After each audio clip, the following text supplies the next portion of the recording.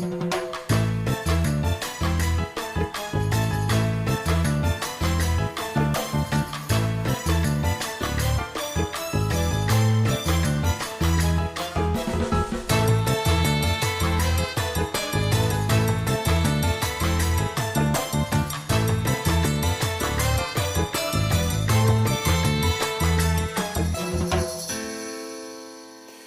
we're now in the fourth week of our summer message series that we're calling Good Friends. As we've been saying, good friends are definitely one of life's great blessings. But the premise of this series is that the best friend you could ever have is God. And so over the last few weeks, we've been looking at what it takes to be good friends with God. And so far, we've talked about three qualities that are important for developing and maintaining a friendship with God. The first is what we did right at the beginning of Mass. Do you remember that? We made amends. We made amends to our friend God for the times that we have failed Him, for our sins and for our shortcomings. Every time we do something to damage the friendship, God goes right to work to try to fix the relationship. And we should try to do the same. We shouldn't hold back. We should humbly confess our sins to Him because we know that as our friend, He's going to lift us up and bring us back into His embrace of friendship. The second quality is trust. Friendship simply cannot survive without trust. God trusts you with a lot of things. Did you ever think about that? God trusts you with the money that He has given you. God trusts you with the time He has given you. God trusts you with your health and your life, the life that He has given you. He trusts you with the mission and the unique purpose that He has bestowed upon you that only you can carry out for Him. God trusts you to do the right thing with all of those resources. And so we also should trust our friend God by handing over every concern to Him and believing and trusting that He's going to take care of it. He's going to take care of you according to His inscrutable will.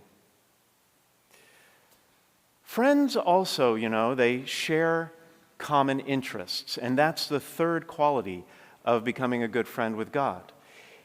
God has certain interests, and if you want to be a friend of God, you have to take seriously what He takes seriously.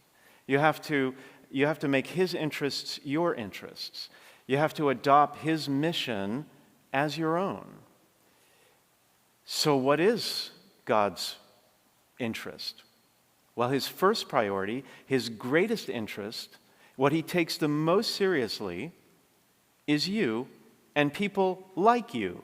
He wants to make new friends. He wants to bring everyone into His friendship. And so to call yourself a friend of God, you have to do something, even if it's a little thing, something to try to win new friends for God. And last week we said that the easiest way to do that, at least we think, is through a process we call invest and invite. You invest in the people around you, your friends, your neighbors, your classmates, your coworkers, your social acquaintances. How do you invest in them? You get to know them. You learn about them. You take an interest in their life. You listen to their stories. You listen to their troubles. You basically pour into them and love them. That's how you invest. And then when the time is right, when you see the right opening, you invite them here with you to church so that they too can become a friend of God. Well, that's what we talked about the first 3 weeks of the series. Today, we're going to talk about one more important quality aspect of being good friends with God. And to begin, I want you to think about a time, and if it's not too painful, think about a very difficult time in your life in the past. If it's not too painful, call that to mind. Maybe it was a season of difficulty that you went through. Maybe, you lost a loved one, or you lost a job, or one of your kids or grandkids was going through a hard time. Something like that, or a health crisis. And I want you to think about the one person who helped you get through it the most. Chances are that person was a good friend. Even if they were your spouse or relative, they were acting like a good friend. Why? because good friends lighten the load for each other. You know, good friends share special moments of joy, right? We love going to birthday parties, we love baptisms, we love anniversaries, we love weddings and graduations, all the good times in life. Good friends help us celebrate. But friends also, at least the good ones, are with us during times of trouble. When our lives go off the rails, they're there to listen to us, to soothe us, to comfort us. Good friends spend hours in hospital waiting rooms. Good friends spend hours listening with a compassionate ear. Good friends help us get through death, divorce, and other tragedies in life. Good friends just make things easier because they help us carry the load when the burden becomes too great for us to bear alone. And I kind of found that out early on in life in kind of a funny way that I want to share with you. When I was 18, I went to Germany for the summer, and I stayed with a host family who were good friends with my parents. And they had a son named Martin, who was about my same age. Well, it was a great experience. It was an intense and enriching cultural experience in every way, except for one part that I found rather harrowing. A few weeks into the visit, Martin's parents announced that they had signed us up for a week-long camp in a remote part of Sweden, which sounded good. I was very excited, actually, because, as you may know, my mother emigrated to America from Sweden. I grew up in the Swedish culture, and I had been to Sweden many times at that point in my life. So I thought, what could go wrong? Sounded great. So we got on a ferry, and we cruised through the Baltic Sea north towards Sweden, and we landed, or we came to the port on the southwestern coast of Sweden, a little small town called Varberg. You can see it pictured there. It's very beautiful, isn't it? It's a quaint little town right on the shore. Of course, that's in the summer. You don't want to go there in the winter. Anyway, we got off the ferry, and we had our heavy backpacks stuffed full of everything that we thought we'd need for a week away in a beautiful Swedish countryside. And then our group leader, there was about 20 of us, he said, "Go across the street to pick up your bikes for the last leg of the journey." And that's when I got nervous. Bikes?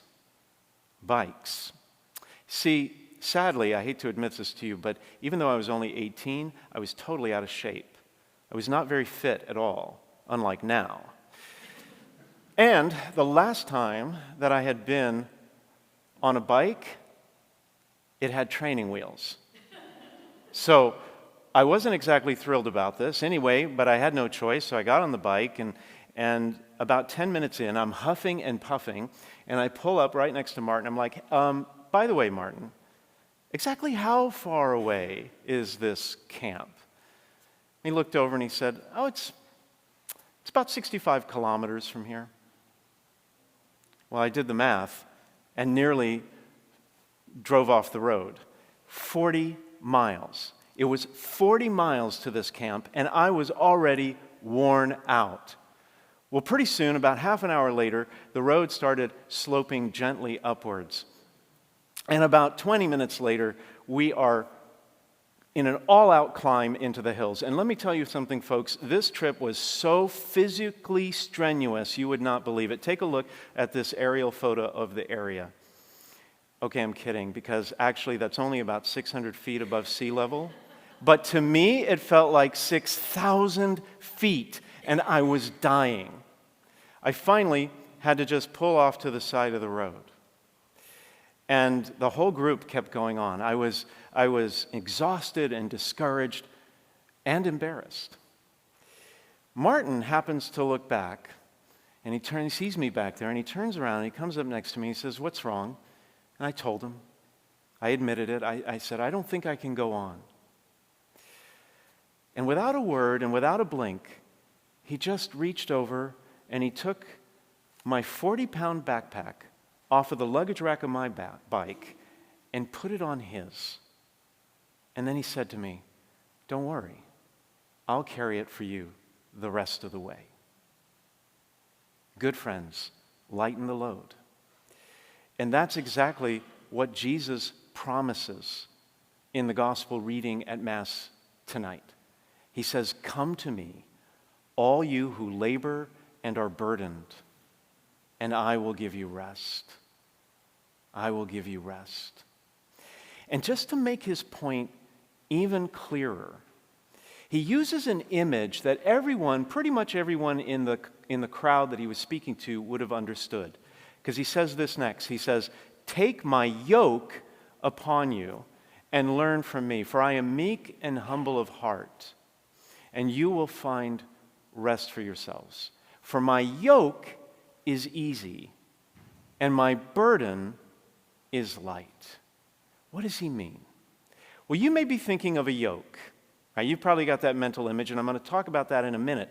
But actually, a yoke in the biblical and Jewish tradition at that time was something, it symbolized something very different.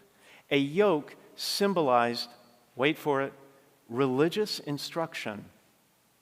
And some of you kids who have ever been to faith formation or taken religious ed classes might feel like it's a yoke, but let me tell you, it was meant to be a good thing.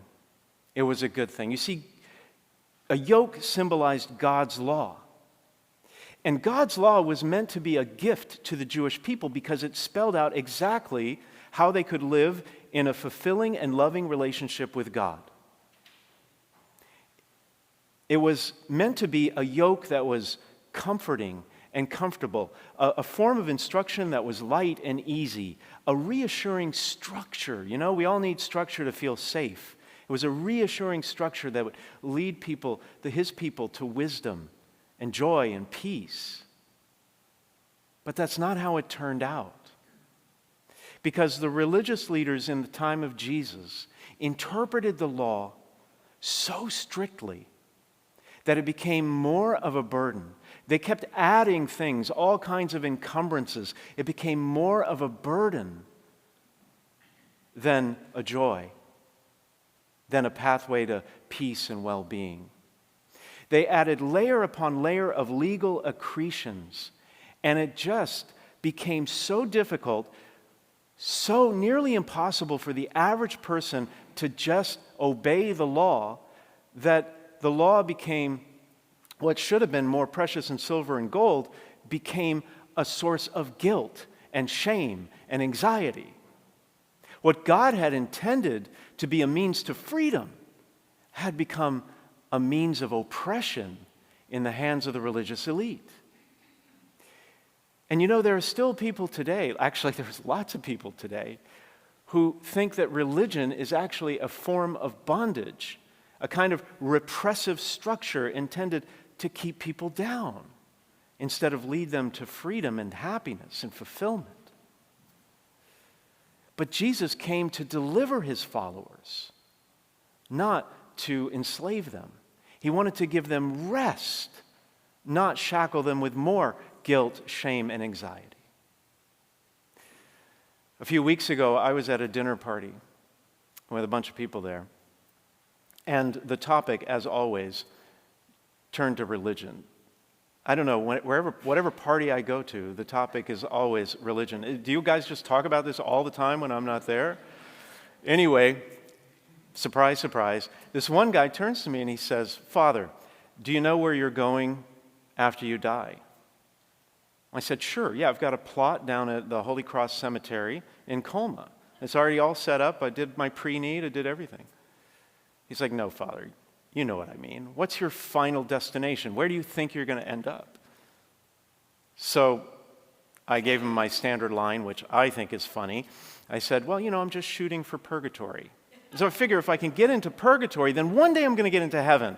It's just a low bar. I just want to just slide in, to home base there at purgatory." And he looked at me and he said, "Father, don't you know that Jesus paid the price for you? He did the work. You don't have to worry about getting into purgatory. You should know where you're going. That's the good news, Father."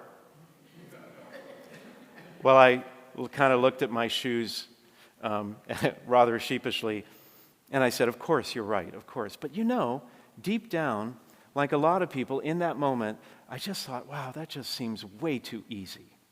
Like a lot of people think, and I was thinking, one way or another, I'm going to have to earn God's forgiveness. But it really is not true. That guy was right. It's not true. Jesus suffered the indignity of Roman scourging. He carried the crossbar on his shoulders to the place of crucifixion. He mounted the cross and died so that you and I could be free. Free from what? From sin and death. From sin and death. And that's the greatest kind of freedom you could ever experience, because with that kind of freedom, you never have to worry about death. With that kind of freedom, you don't have to wonder about your eternal destiny. With that kind of freedom, you don't have to question whether your life has meaning and significance, because it does. With that kind of freedom, you never have to live in the regret of your past mistakes. Jesus took on all the consequences of our sin. He accepted all the sin of the world and embraced the worst of humanity so that he could lift the burden of spiritual bondage from our backs. He did do the work. And because of that, we're free. And that's why he said, take my yoke upon you. But there is a second meaning to yoke, and that's the one you probably thought of initially. A yoke was placed on oxen and other beasts of burden to help ease the work of hauling a load. It was very common in the agricultural society of Jesus and in Jesus' time. A yoke was a piece of wood that was hand carved, so it would fit the neck and shoulders of a particular animal to reduce the pain and discomfort. But what you may not know is that yokes in those days very frequently were fitted for a pair of oxen, like you see in that picture there, a pair of oxen working together. The first ox would tend to be an older, more experienced ox. He was trained and hardy from years of hard work. The second would be a younger, newer ox. He had great potential, but he wasn't experienced. And between the two animals, it was the older, experienced ox who would carry the brunt of the load. He would do the majority of the work. That's why Jesus says, take my yoke upon you. Because when you do, he will be right there next to you to lift the burdens that you have, to make them lighter, the daily burdens and the struggles that you have in your life. He'll be right there hauling that load with you, right next to you. You may have noticed that the series artwork, that plays right before that fun trailer, before we begin the homily, it's at the end of that trailer. You may have noticed that it has a single set of footprints in the sand. We did that on purpose to remind you of that very famous poem. I hope you've heard of it. It's called Footprints in the Sand. And it's about a man who comes to the end of his life, and he asks God why, at the lowest, hardest, most difficult times in his life, why he only saw one set of footprints in the sand. But all the other times, he saw two sets of footprints, God's and his. And God answered him and said, my son, in those moments when you only saw one set of footprints, they were mine, because it was then that I was carrying you. Jesus invites everyone who is weighed down with problems in life, everyone who is burdened by disappointment, failure, difficulty, to come to him and find rest. Whatever burden you may be carrying right now, whatever problem in life is pressing on your heart and soul right now, Jesus wants to bear the load with you. He wants to be your oasis, wants to be your escape from the troubles, your respite. Everyone who calls Jesus friend, everyone who calls Jesus friend, he becomes a refuge and a relief for, a sanctuary and a safe harbor from life's storms. It's a promise that can never be broken, a promise that can never be walked back, a promise that has no loopholes, a promise that is free of conditions and restrictions. It's a promise of a kind of inner peace that quiets the mind and calms the soul and heals the body no matter what else is going on. It's a kind of peace, a peace that relieves anxiety, reduces stress, and alleviates fear. Your friend God wants to walk with you. He wants to help carry the load with you, alongside you. He'll even carry you when you can't go on alone. And very often, he'll send friends, good friends, into your life to help you get through the crisis and the hurt. And all you have to do is call upon his name, to call him friend, to ask him into your life in an even more deeper way. And he will give you rest. In 1971, Carole King, the great songwriter and singer Carole King, you kids probably have no idea who I'm talking about, but you will in a minute. She wrote one of the greatest hits of all time. It's called You've Got a Friend. And we're going to play it now for you. The band's going to sing just a verse or two of it. And as that's happening, I would just invite you to close your eyes and pray quietly to God and just ask him to deepen your friendship. And if there is something on your heart and soul right now that's weighing on you, a difficulty, a burden, ask him to help you carry it. And he will give you rest.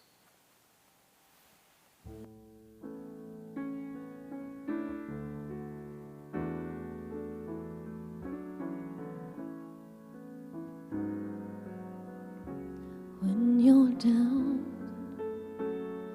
in trouble and you need some loving care, and nothing is going right.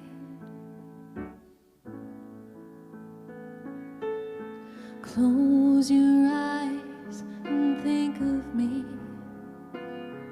and soon I will be there to brighten up even your darkest night.